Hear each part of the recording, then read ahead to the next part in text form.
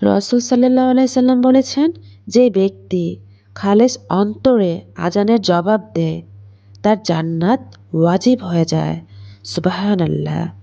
সহিহ মুসলিম ৩৮৫।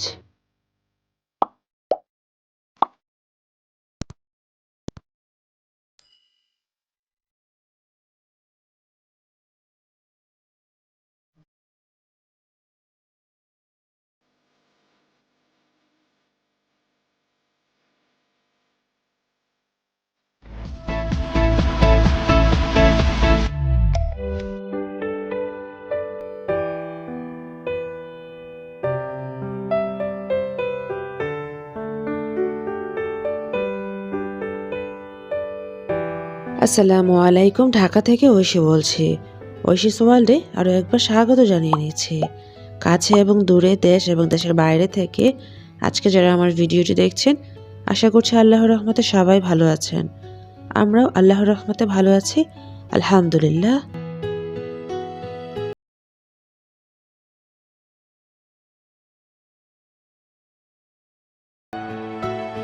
Sudden plan, মা বলল আড়ঙে যাবে। তো যেই বলল, রোজা রমজানের দিন ঘুম থেকে উঠতেই 10টা বেজে গিয়েছিল। তারপর আস্তে আস্তে রেডি হলাম, জোহরের সালাদটুকু আদায় করে নিয়ে বেরিয়ে পড়লাম মার সাথে। আজকে রোজ দেখিয়ে নিচ্ছি যমুনার আশেপাশে কতটাই জ্যাম ছিল। তো যাচ্ছি হচ্ছে যমুনা ফিউচার পার্কে, যেখানে আড়ং আছে। আড়ংয়ে কিছু টুকিটাকি মা কেনাকাটা করবে, সাথে একটু শপিং মলটা ঘুরে দেখব। যেহেতু সামনে ঈদ, ঈদের কেনাকাটা, গিফটের আইটেমস সব কিছু তো লাগেই। তো ওই সেন্সে কিন্তু মা আর আমি একসাথে বের হয়েছি। আর আজকে যাচ্ছি রিক্সায়। আজকের ওয়েদারটা ডিফারেন্ট, মানে অনেক রোদ ছিল। তারপরে কিছু করার নেই। এই যে দেখতে পাচ্ছেন, এটা হচ্ছে যমুনার পকেট গেট। তো এটাকে বন্ধ করে দেওয়াতে যা হলো সেটাই দেখতে পাচ্ছেন, জ্যাম ছিল। বেসিকলি এই রোডটা অফ করে দেওয়াতে এক টাইপের ভালো হয়েছে, আবার আরেক টাইপের খুবই খারাপ হয়েছে। আমাদের যাদের হাঁটতে কষ্ট হয় তাদের জন্য খুব পেইনফুল হয়ে গিয়েছে এই পকেট গেট বন্ধ করে দেওয়াতে।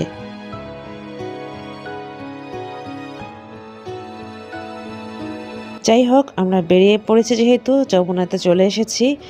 এবার আমি আর মা ভেতরে যাচ্ছি। এই যে পকেট গেট যে বন্ধ হয়ে গেল, আমরা এদিক দিয়ে যাচ্ছি এবং এটা কিন্তু অনেকটুকু রাস্তা হেঁটে আসতে হয়েছে। তো বেসিকলি যমুনা ফিউচার পার্কে, মানে শপিং মলে আমাদের মানে কাউন্টেবলভাবে আসা হয়েছে, মানে গণা যাবে এরকমভাবে আসা হয়েছে। তো এটা আসলে ওভাবে করে আমরা আসি না।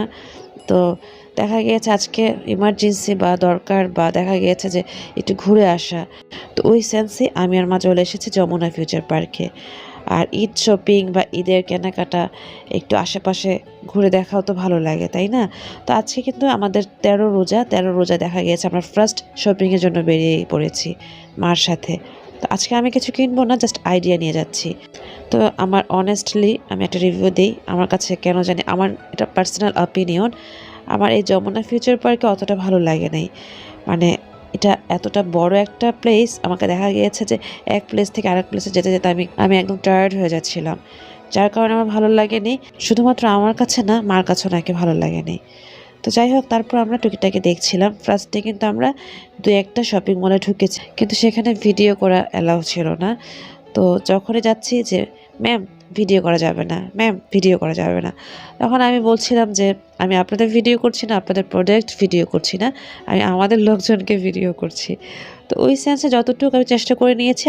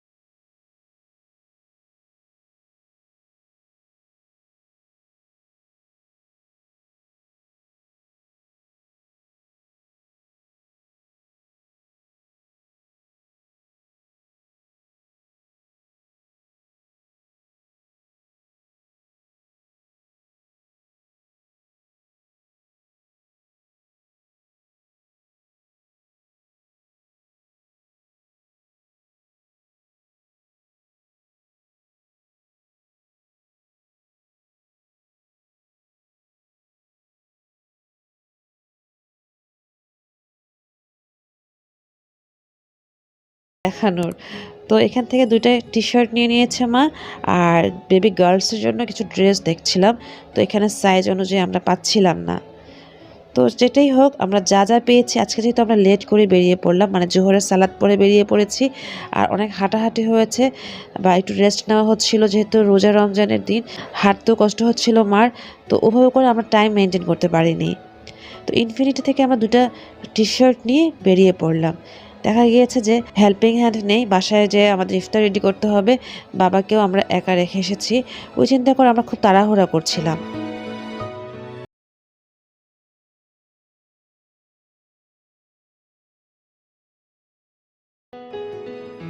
দেখতেই পাচ্ছেন মা একদম একটার পর একটা দেখছে। আর আজকে আমি কোনো প্ল্যান করে আসিনি। আমি জাস্ট আজকে আইডিয়া নিচ্ছিলাম। বাট এটা ভালো লেগেছে, অতটা রাশ ছিল না। মানে যে পর্যায়ে ছিল, যেহেতু ১২-১৩ রোজা চলছে অলরেডি, তো দেখা গিয়েছে যে ওখানে অতটা রাশ ছিল না। তো এই জিনিসটা আমার কাছে ভালো লেগেছে। আদারওয়াইজ আমার এমনিতেও যমুনা ফিউচার পার্কের শপিং মল ওরকম ভালো লাগে নাই। শুধুমাত্র আমার না, মার কাছেও নাকি ভালো লাগে নাই। তো যাই হোক, একটা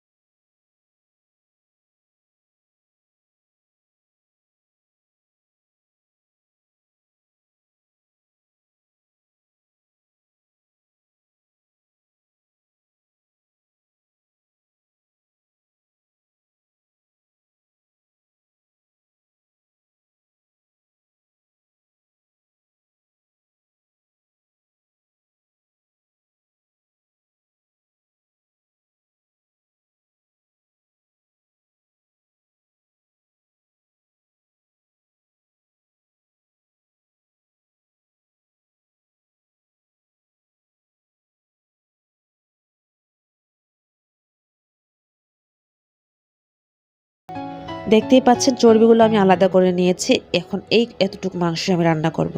আর এই চর্বিটুকু ফেলে দিব অথবা খালা বুয়াদের দিয়ে দিব। তো যাই হোক, মশলা কষানোর পর মাংসগুলোকে আমি দিয়ে দিয়েছি। এবার নাড়িয়ে চাড়িয়ে ঢাকনা দিয়ে ঢেকে দিব। চাইলে আমার চ্যানেলে ঘুরে আসতে পারেন। এরকম গরুর মাংসের বা বিফ রেসিপি অনেকভাবেই আমি শেয়ার করে নিয়েছি। আর আমার হাতের স্পেশাল গরুর মাংস যারা খেয়েছে তারা তো খেয়েছে।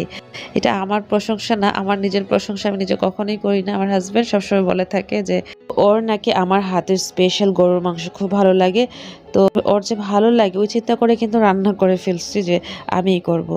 মাও করে, তো যেহেতু দেখা যায় যে মা ভেজিটেবলস আইটেমসগুলো খুব ভালো পারে, তো ওগুলো করে। আর আমরা যেটা করে থাকি চিকেন অ্যান্ড বিফ, চাইনিজ আইটেমসগুলি বা